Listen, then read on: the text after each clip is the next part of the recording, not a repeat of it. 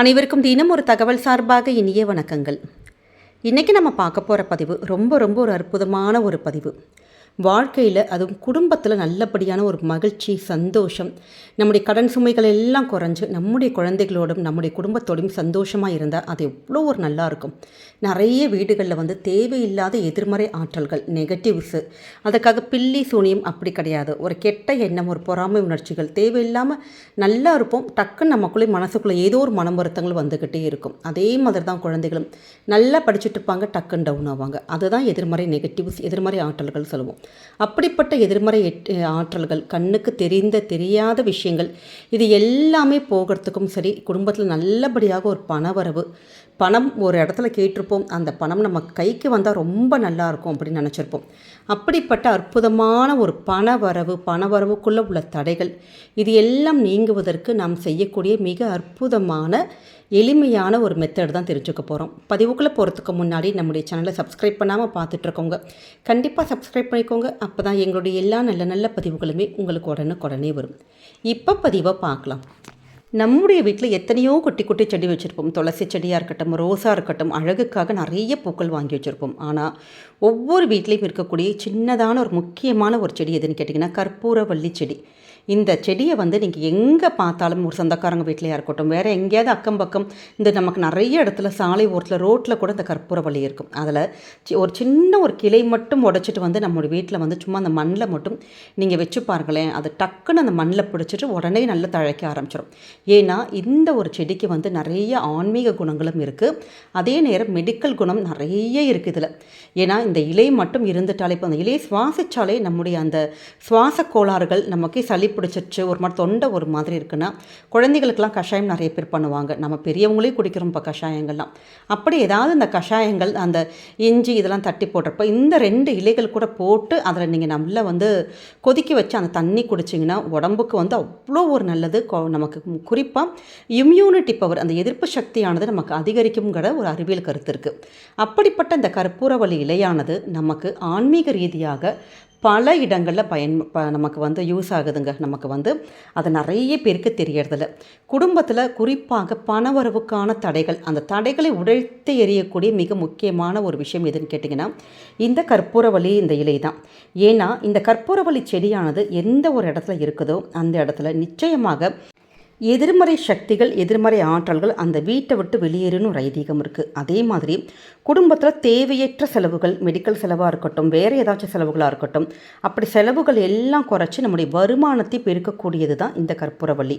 அதே மாதிரி கடன் பிரச்சனை தீர்வதற்கு மிகச்சிறந்த செடின்னு சொல்லிட்டு வாஸ்து சாஸ்திரத்திலையும் சொல்லப்பட்டிருக்கு. அப்படிப்பட்ட இந்த செடியை வச்சு நம்ம குடும்பத்தில் பணவரவு அதிகமாகணும் அப்படிங்கிறதுக்காக நம்ம செய்யக்கூடிய இந்த தாந்திரிக பரிகாரம் ரொம்ப எளிமையான முறை தான். இப்போ தான் செய்யணும், அப்போ தான் செய்யணும், இந்த நாள் அந்த நாள், அஷ்டமி நவமி அப்படிலாம் எந்தவித கணக்கும் கிடையாது. எப்பெல்லாம் பணம் தேவைப்படுதோ, குடும்பத்தில் எப்போல்லாம் நமக்கு பணம் ரொம்ப கஷ்டமாக இருக்குது, பணம் தேவை, ஒரு குழந்தைங்க ஃபீஸ் கட்டணும், இல்லாட்டி ஒரு மெடிக்கல் எக்ஸ்பென்சஸ், அப்படி பணங்கள், வருமானங்கள் எப்போ கம்மியாக இருக்குன்னு உங்கள் மனசுக்கு ஃபீல் ஆகுதோ அப்போ எல்லாம் இந்த ஒரு சின்னதான ஒரு இதை நீங்கள் அந்த பரிகாரம் பண்ணுங்கள். இதற்கு தேவை ஒரே ஒரு கற்பூரவள்ளி இலை. குட்டியாக இருந்தால் நீங்கள் 2-3 இலைகள் எடுத்துக்கலாம். நம்ம படத்தில் காமிச்ச மாதிரி சின்னதான ஒரு தட்டு எடுத்துக்கோங்க. இப்போ நான் இதில் நான் பூஜைக்கான பித்தளை தட்டு எடுத்திருக்கேன். நீங்கள் பித்தளை தட்டில் சில்வர் தட்டுனா கூட இதற்கு உபயோகப்படுத்திக்கலாம். ஏன்னா நம்ம பூஜை ஒன்றும் பண்ண போகிறதில்ல, நம்முடைய வீட்டில் வச்சு இதை பண்ணுறோம், அவ்வளோதான். ஹாலில் பண்ணலாம், உங்கள் வீட்டில் எந்த இடத்துல நல்லா கொஞ்சம் ஸ்பேஷியஸாக நல்ல பக்கத்தில் எதுவும் நெருப்பெல்லாம் பிடிக்காத மாதிரி நல்ல ஒரு பெரிய ஒரு இடத்துல நீங்கள் இப்படி உட்காந்துக்கோங்க, அவ்வளோதான். உட்காந்துட்டு ஒரே அந்த தட்டில் ஒரே ஒரு கற்பூரவள்ளி இலை போட்டுக்கோங்க. சின்னதாக இருந்தால் ஒரு 4-5 பீஸ் போட்டுக்கோங்க, அவ்வளோதான். போட்டுட்டு நம்ம அதில் சேர்க்கக்கூடிய மிக முக்கியமான பொருள் என்னென்னு கேட்டிங்கன்னா கிராம்பு.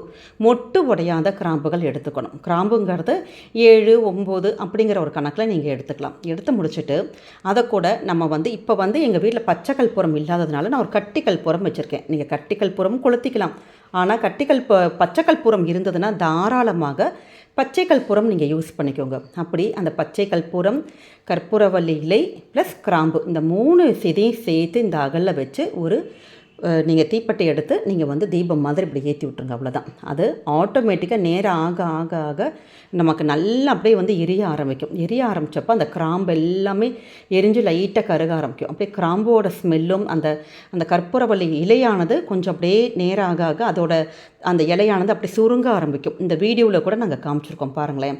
இப்படி இதே மாதிரி முறையில் வாரத்துக்கு 1 முறையோ வாரத்துக்கு 2 முறையோ அப்படி எப்பெல்லாம் பணம் தேவையோ அப்பெல்லாம் இது மாதிரியான ஒரு தாந்திரிக பரிகாரம் நம்ம வீட்டில் இந்த கற்பூர இலையும் இந்த ஒரு கட்டி கற்பூரமும் நம்ம கிராம்பும் வச்சு நம்ம ஏற்றுறப்ப நமக்கு அவ்வளோ ஒரு அதீத ஒரு பலன்கள் கொடுக்கும். குடும்பத்தில் இருக்கக்கூடிய அந்த பண தடைகள் இது எல்லாமே நீங்கும். சில நேரம் இந்த கிராம்பு எப்படி என்ன பண்ணணும்னு கேட்டிங்கன்னா, கிராம்பு ஃபுல்லாக அப்படி எரியாது, அப்படியே அங்கங்கே இருக்கும். அப்போ தேவைப்படுறவங்க ஃபுல்லாக நமக்கு அது எரிஞ்சால் அந்த ஸ்மெல்லே வீடு ஃபுல்லாக அப்படியே பயங்கர ஸ்மெல்லாக இருக்கும். அப்படி பண்ணுறப்ப திருப்பி தேவைப்படுறவங்க திருப்பி ஒரே ஒரு எக்ஸ்ட்ரா ஒரு கற்பூரம் கூட நீங்கள் எடுத்துகிட்டு கூட அது ஃபுல்லாக எரியறது வரைக்கும் நீங்கள் வெயிட் பண்ணலாம். நம்ம திருப்பி கூட எக்ஸ்ட்ராவாக கூட நீங்கள் போட்டுக்கலாம். அதனால் ஒரு 2, 3, ஒரு 4, 5 கூட நீங்கள் கற்பூரம் கூட சேர்த்து இதே மாதிரி உங்களுக்கு முடிஞ்ச அதுக்கு தான் அடியில் ஒரு தட்டு வைக்க சொன்னோம். அந்த தட்டை எடுத்துகிட்டு போய் ஒவ்வொரு ரூம்லையாக நம்ம அப்படியே ஃபுல்லாக காமிச்சிட்டு அந்த வீடு ஃபுல்லாக காமிக்கிறப்ப அந்த வீடு ஃபுல்லாக அந்த வைப்ரேஷன்ஸ், பாசிட்டிவ் வைப்ரேஷன்ஸ் இருக்குது பார்த்திங்களா, அது அந்த நேர்மறை ஆற்றல்கள் குடும்பத்தில் அதிகரிக்க செய்யும். எப்படிப்பட்ட எதிர்மறை ஆற்றல்கள் குடும்பத்தில் இருந்தாலும் கண்ணுக்கு தெரியாத அந்த ஆற்றல்கள் எல்லாமே இந்த ஒரு வாசனைக்கு வீட்டை விட்டு ஓடி போகும்னு ஒரு ஐதீகம் இருக்குது. அதனால் இந்த ஒரு ஸ்மெல்லு குடும்பத்தில் நல்லபடியான ஒரு மகாலட்சுமி யோகத்தை ஏற்படுத்தி கொடுக்கும். அதனால் இந்த ஒரு எளிமையான ஒரு தாந்திரிக பரிகார முறையில் நீங்கள் நிச்சயமாக உங்களுடைய வீடுகளில் இது மாதிரி வாரத்துக்கு 1 முறை, வாரத்துக்கு இல்லை 2 முறை, செவ்வாய் வெள்ளிக்கிழமை அப்படி எப்போ உங்களுக்கு நேரம் கிடைக்குதோ, எப்போ உங்களுக்கு முடியுதோ அந்த ஒரு இதை நீங்கள் செஞ்சு பாருங்கள். அதே நேரம் இது முடித்ததுக்கு அப்புறமேட்டு இந்த புகை கொஞ்சம் நேரம் அப்படியே இருந்துகிட்டே இருக்கட்டும். வீட்டுக்குள்ளே கொஞ்சம் லைட்டாக அதெல்லாம் அந்த கிராம்பெல்லாம் கறியானதுக்கப்புறம் கொஞ்சம் அந்த ஸ்மெல்லானது கொஞ்சம் ரொம்ப நேரம் இருக்கட்டும்.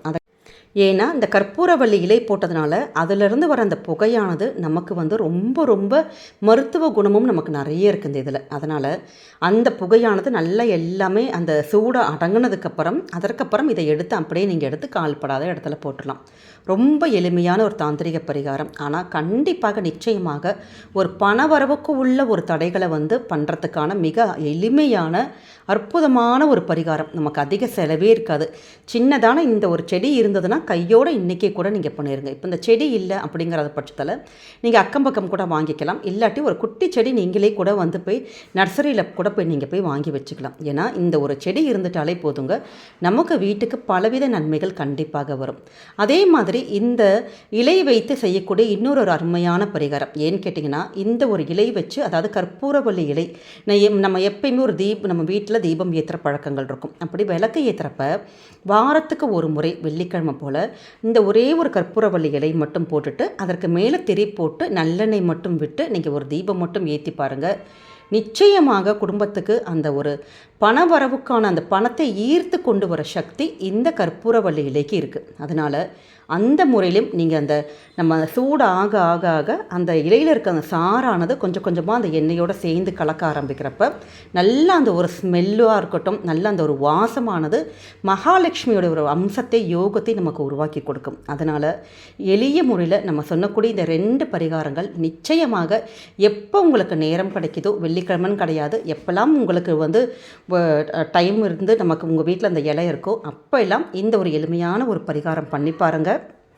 நிச்சயமாக நம்ம சொல்லக்கூடிய இந்த 2 முறைகளுமே குடும்பத்தில் நல்லபடியாக ஒரு பணவரவு, பணப்புழக்கங்கள் நமக்கு நிச்சயம் ஏற்படுத்தி கொடுக்குங்க. அதனால் நம்பிக்கையோடு பண்ணுங்கள், குடும்பத்துக்கு நல்லதே நடக்கும். இந்த ஒரு பதிவானது உங்களுக்கு கண்டிப்பாக பிடிச்சிருக்கும்னு நினைக்கிறோம். பிடிச்சிருந்தால் உங்கள் ஃப்ரெண்ட்ஸ் அண்ட் ஃபேமிலி மெம்பர்ஸ்க்கு ஷேர் பண்ணுங்கள், அவங்களும் இதை பார்த்து பயன்பெறட்டும். நம்முடைய சேனலை நிறைய பேர் சப்ஸ்கிரைப் பண்ணாமல் பார்த்துட்ருக்கீங்க. நீங்கள் சப்ஸ்கிரைப் பண்ணி உங்களுடைய ஆதரவுகள், சப்போர்ட்டுகள் எங்களுக்கு கொடுங்க. மீண்டும் வேறு ஒரு நல்ல பதிவோடு உங்களை சந்திக்கிறோம். நன்றி, வணக்கம்.